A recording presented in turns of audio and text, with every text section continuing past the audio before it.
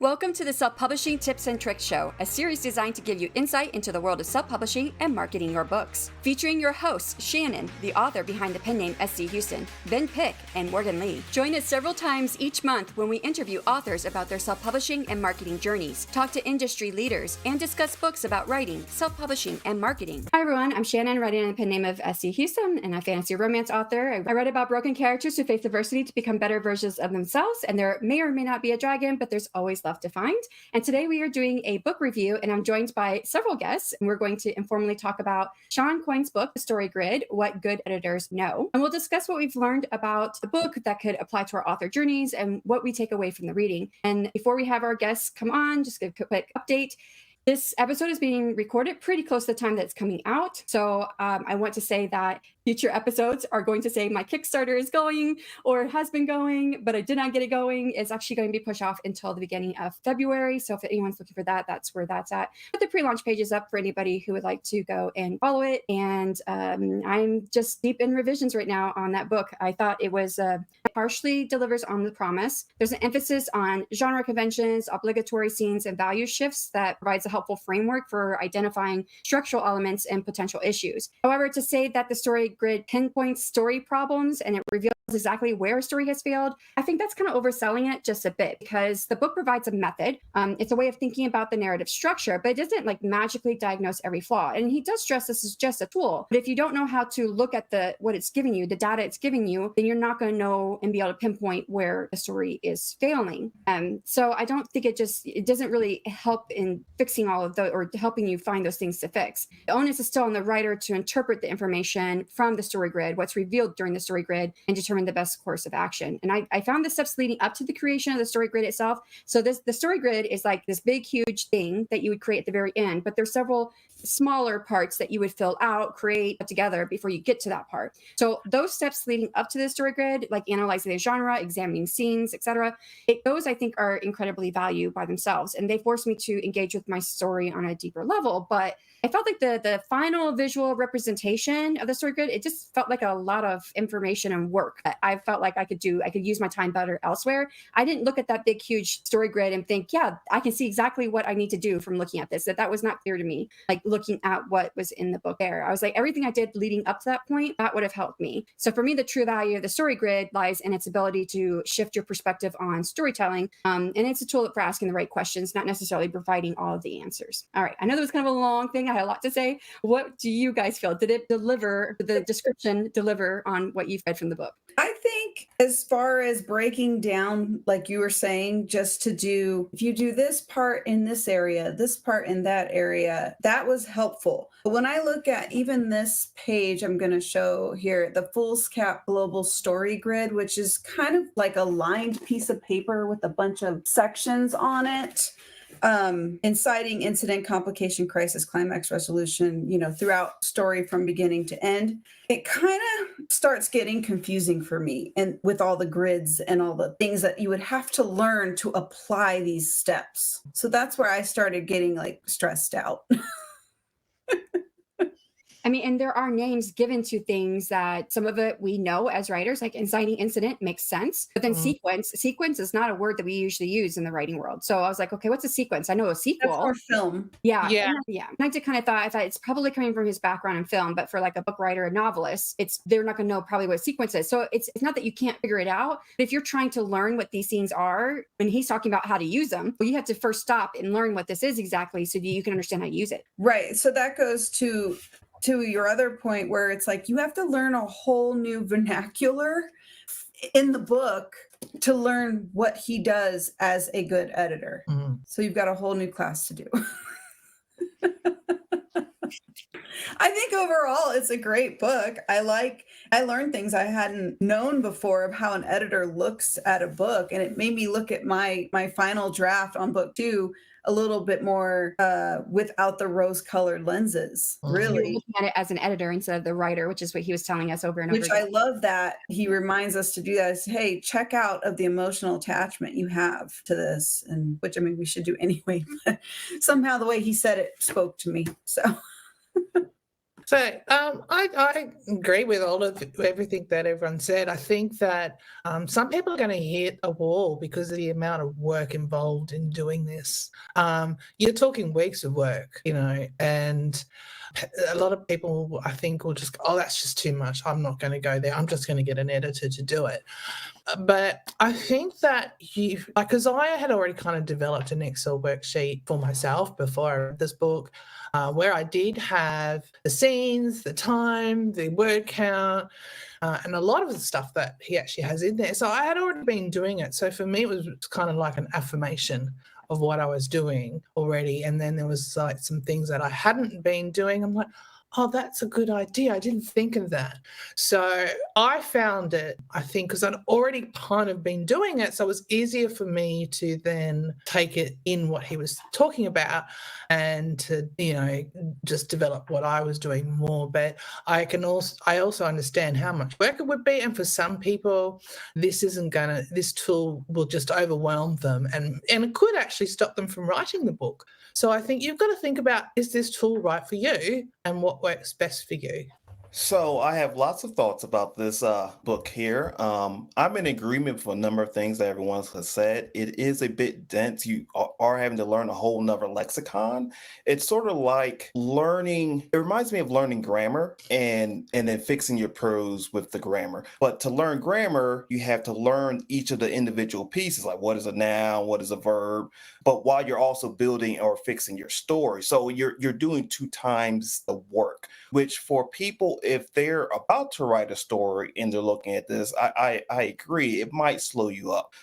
But he does mention later in the book that it's a good tool. It's an editing tool. So get your writing out there and then come back and use this tool. So for me, I felt like this book actually did a good job at hitting on a number of its points. And I'll talk a little bit more about this later on, but I definitely felt like I could review different parts of my story without beating myself up. Which was pretty huge. It took me some reading to get into that to really figure out where, but I thought that was great. I felt a number of his concepts that he used were wonderful, like the idea of the obligatory scenes and a knock-knock joke and conventions. That was like mind change. I was like, this makes a lot of sense here. I like this. As a person who's also an intuitive writer, I did have a little bit of dissonance until the end where it's like, use this at the end. I was like, okay. But some of the things that he mentions, like the fool's cap, or are things I can do as I am doing my reverse outline. So like I might write a chapter or scene and then write a sentence or two. And then using his structure, I have a neat place to put it. And so also the story grid itself, if it's different sections, given that I look at each section or chapter when I'm done, it's not as bad for me to plug and play. But I would agree, as everyone else said, if I just came from it looking at the larger grid, it would be a problem. And the language is a little bit challenging. So there is a lot of upfront work you have to do to learn the material, to execute it.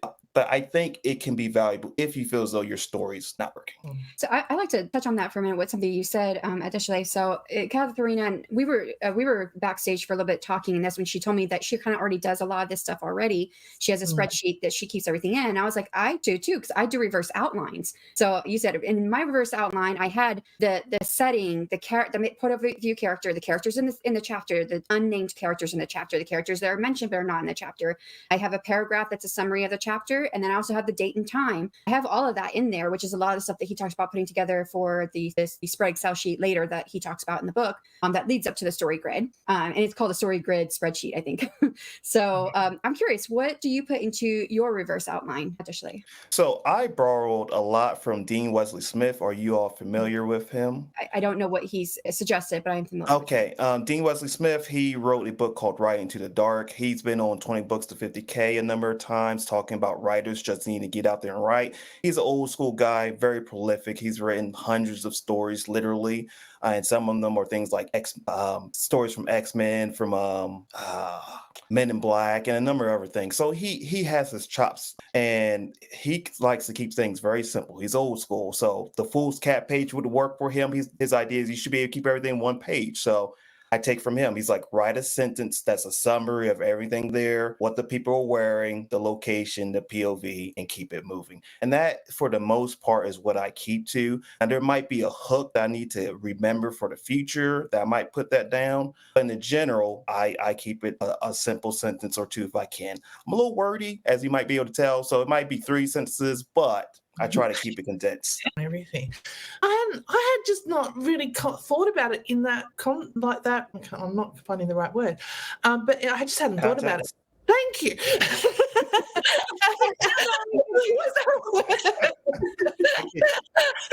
I just hadn't thought about it in that context before, and I was just kind of like, that actually really clarifies things so well that it becomes less airy-fairy and much more applicable. Right.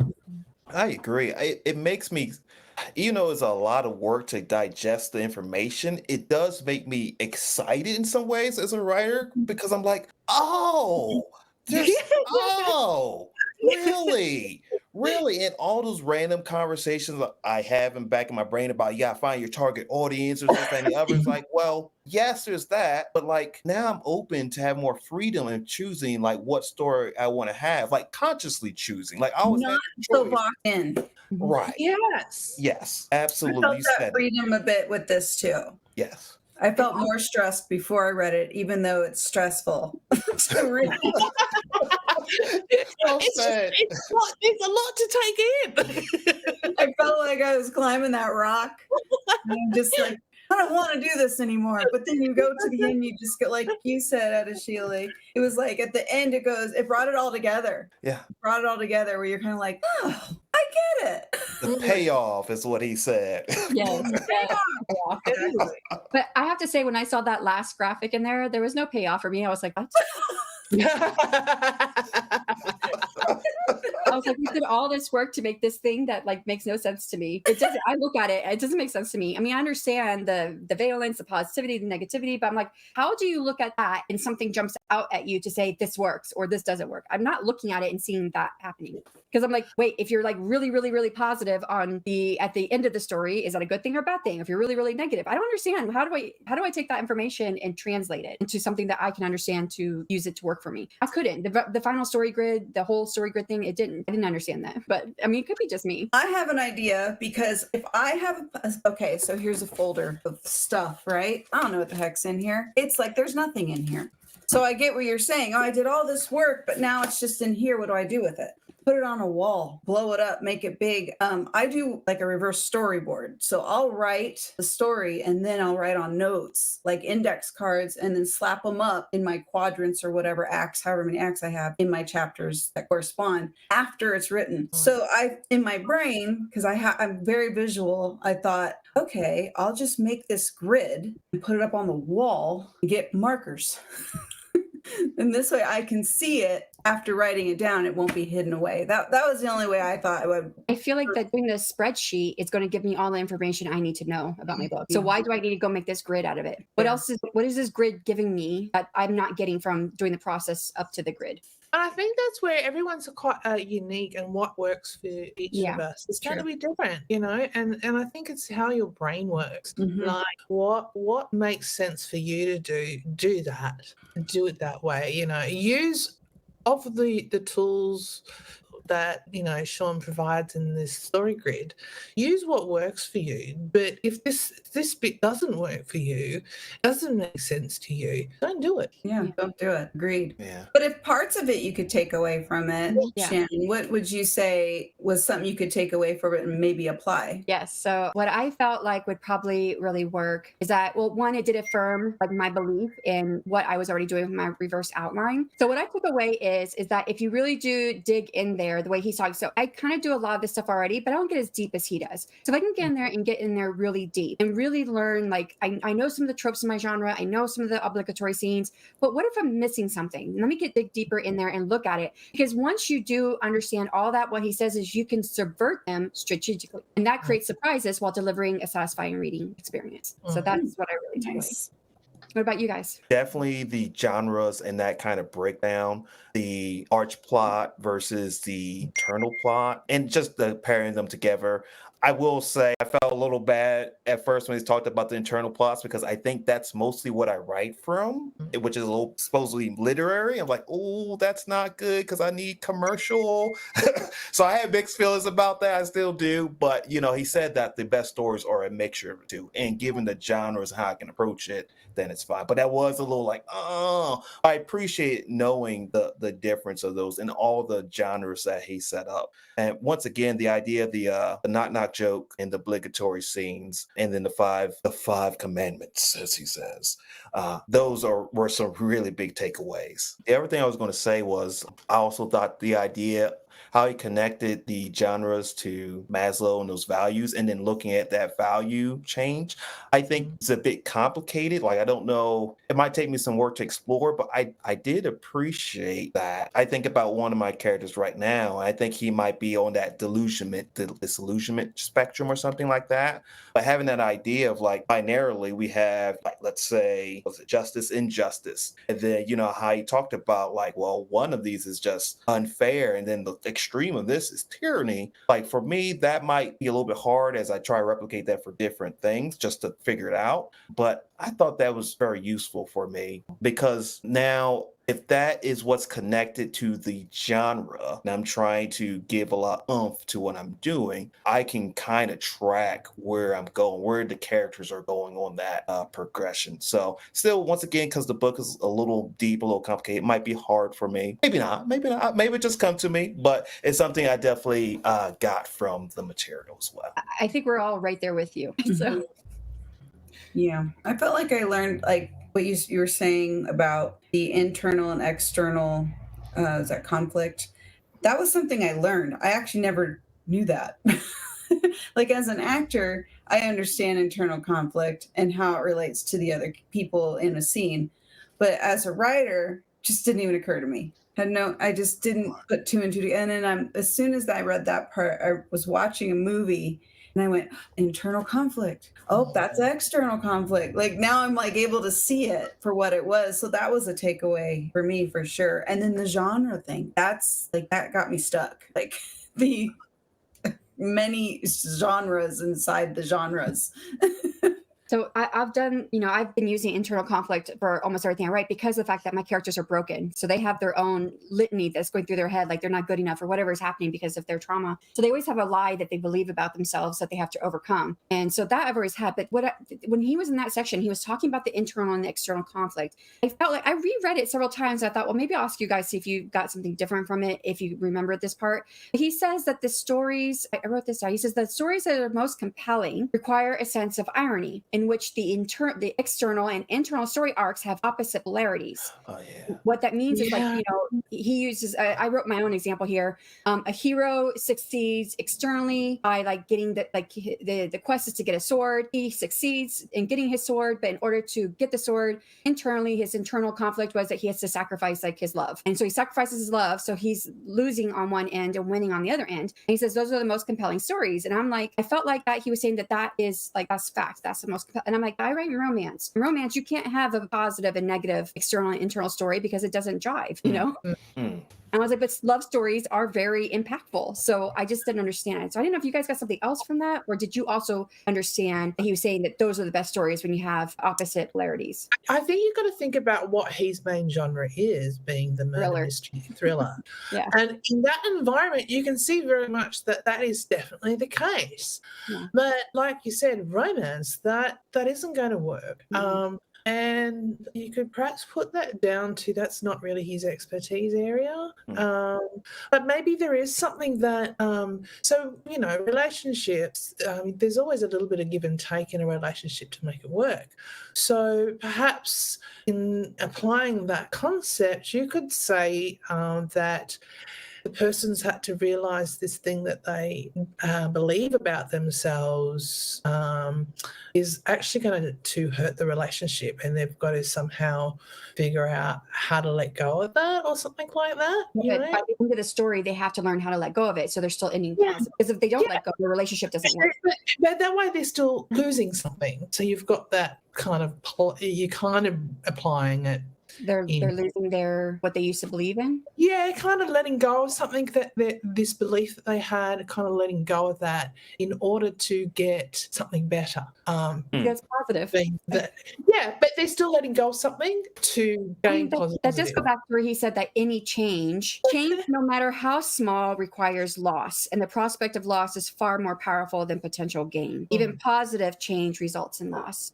Yes, but it's still, I don't think it would go along with what he's saying, because it's just, you just have the one external thing, you have the one internal thing, and you're supposed to, those should be opposite by the end of the story. I don't know that small changes, or I don't know. You could still say that he's had to lose something, or he or she's had to lose something to gain something. So, there's an internal belief that they have to let go of to gain the physical effect of the relationship. I think I'm going to go with your first answer, which is that this is not his genre. I get you, Shan. It is a little hard to suss out. And Katharina, I think I'm tracking with what you're saying here. That's what I hope it is. That's what I hope it is. Your second response, but if not, I probably will say, well, your first response is true. It's like, well, he is primarily coming from thrillers, and so that dichotomy is a potentiality. So I don't know. Maybe it's worth sending him an email. Like, maybe just ask him, bring him on. Like, hey, you could have just. It's in my fantasy series. My fantasy series, the whole thing really is about Lily. From the very beginning, she's trying to save her sister. She lost one already. Then she gets that sister back, and then at the end, she loses that. So her whole thing is get my family back together. Get my family back together. In the end, her family's still torn apart, but she's in a better place in her life. So it's like, it's a bittersweet ending. So I was like, okay, in a way, she found her love. So that's positive. But on the negative side, she wasn't able to keep her family together like she wanted. That works. Yeah, but that's not romance. There's romance in it, but it's romance in it. Yeah. But I think that's the point. Like, it doesn't necessarily have to be related, does it? Like, the thing that they're losing doesn't have to relate to the thing that. So that's what I was wondering. Like, maybe he used that example just to get you to think about the differences in the example, not necessarily one is the other or positive is a negative in that same sentence. I don't know. I feel like even talking about it starts to confuse me. So the part that got me was that he said the most compelling stories have that negative. It has that irony, which you get the irony from having the negative at the end, or you have the not negative, sorry, the opposite. And I was like, how's that the most compelling? Sure, I can understand it for a thriller. It's probably most compelling. Yeah. That's really interesting. And I do wonder how much it speaks from his category, being thriller, or how much from his worldview. Because even me, because I can have my own challenges. Like, well, maybe because it's very realistic, but it's like, no, sometimes life does just have happy endings. Like, there are just happy ending, like, stints of time. So I don't know. I agree. I think that's a problematic. That's a statement worth analyzing, talking to. I'm going to pull it back to genre expectations, and genre expectations when it comes to romance is the happy ever after? Yeah. Is that everything's so good? And as Adeshale, did I say that right? Adeshale.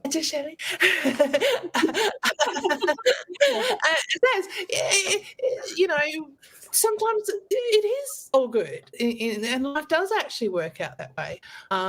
So I think, Shannon, you're right. When it comes to the romance story, I don't know that particular aspect fits. Yeah.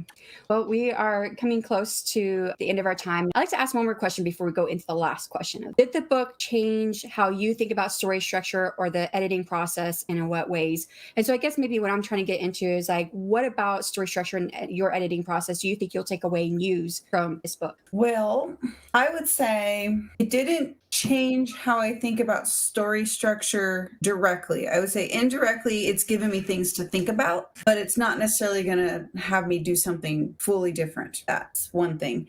As far as the editing process goes, I've not edited a book before. So this kind of gave me more confidence to do so. And I'll go back to the thing he says, just trying to sell you on getting the book, is it's not to beat up the writer. And so that kind of resonated with me. So I could go, you know what, I can do this without, being mean to myself. Right.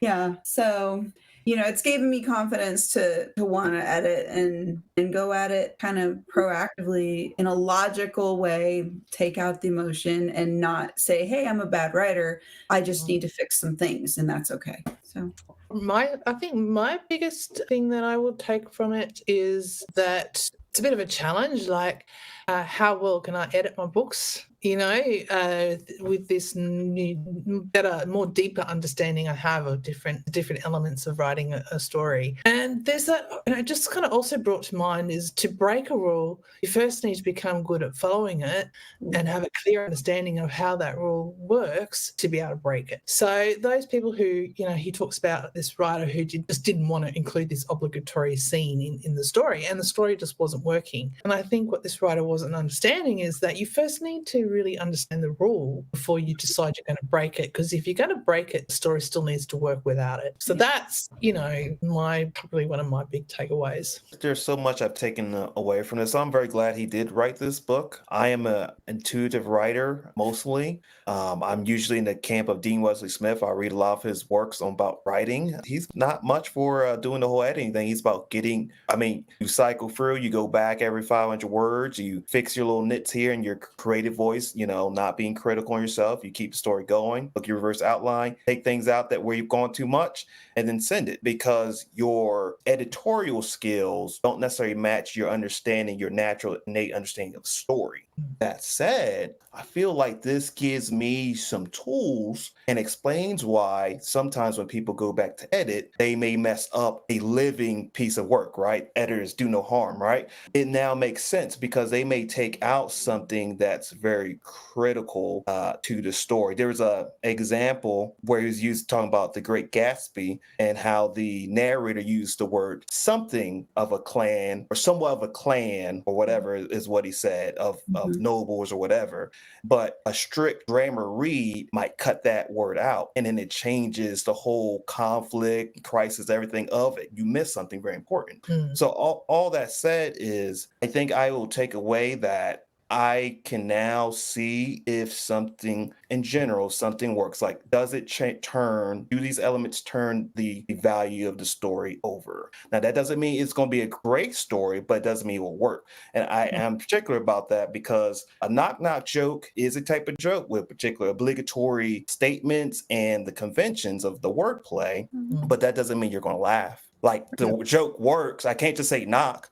And you're all right. That doesn't work, right? That doesn't work.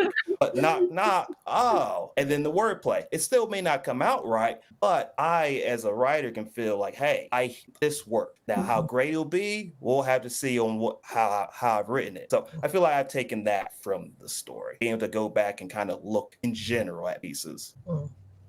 And for me, it was when he was talking about what he calls a turn, which I kind of just equate to conflict. So he talked about how every scene should have a turn, whether it's internal or external. And again, I think of this as conflict. And I feel like I have that in my scenes. But how he breaks it down is that a turn happens. It's driven either by a character action or by a revelation, which I think that could be really hard. The character action is very easy to see, but revelation is like what you were just saying, Deshalé. Like, if that one piece of that one word was taken out, no revelation would be coming from that, because that one word made it sound like, well, it's not really a clan, like he doesn't consider himself part of being that noble family. So without having that in there, there's no revelation that comes from it. So now that I have this idea that it's not just action, revelation also works, I think that would make me feel better, because I feel like that I have scenes that are just kind of somewhat talking, there's things happening, I'm like, but I feel like this is doing something for the scene, like there's information being told here. That would be too dramatic. Is that called overacting? For our audio only listeners here, Rita is doing the classical lean back, turn to forehead. All right, so I'm going to share my best tip that I learned, and it's the importance of meaningful choices for characters. And he emphasizes that, we make choices every day. And the example you use is, don't put into your book if your character's trying to figure out whether or not to use sugar in the coffee, because that is such a small choice. It's not meaningful. Characters have to make meaningful choices. And I think someone here mentioned this earlier, how we read, books sometimes to see how other people, their choices they make and what happens from that, especially if it's something similar to theirs. affairs. And he does hit on this idea that the best meaningful choices, or I don't know if he said best, I think he said the only meaningful choices are going to fall into one of these two categories. And that's the best bad choice or the irreconcilable goods choice. And best bad choice is when a character has to choose the least bad option from a set of undesirable choices. So example, the character is caught in an affair and they can choose between confessing and facing the consequences or lying and maybe getting away with it. So that's the best bad choice. And then the second one he says is the irreconcilable goods. And that's when a character must choose between two good options, knowing that one choice will mean giving up the benefits of the other. And the